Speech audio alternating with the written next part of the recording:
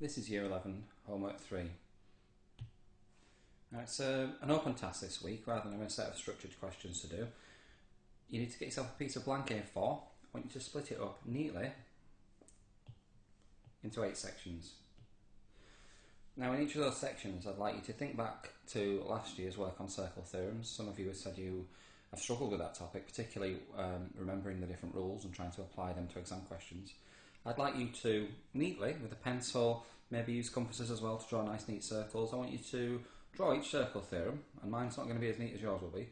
Draw each circle theorem inside one of the 8 sections. Once you've drawn it neatly, you can then write about it, a little sentence or two about the rules. Rule 1, Rule 2, Rule 3, etc.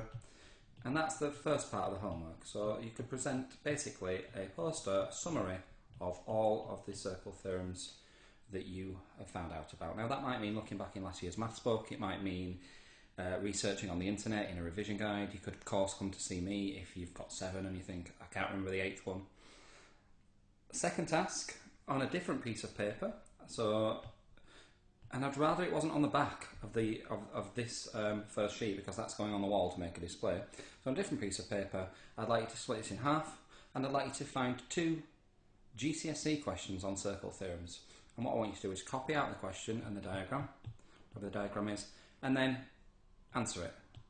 And if necessary, you can explain how you did that. So you might put in a few little hints and tips on how you've answered that question. So there's only one extra requirement on this homework, and that is the second of these questions.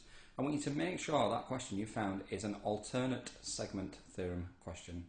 Alternate segment theorem. See if you can find an exam question that tests that skill. Now of course you won't know what those questions look like unless you know what that circle theorem looks like, so you have to research that first, then try and find an appropriate question that tests that. That's it.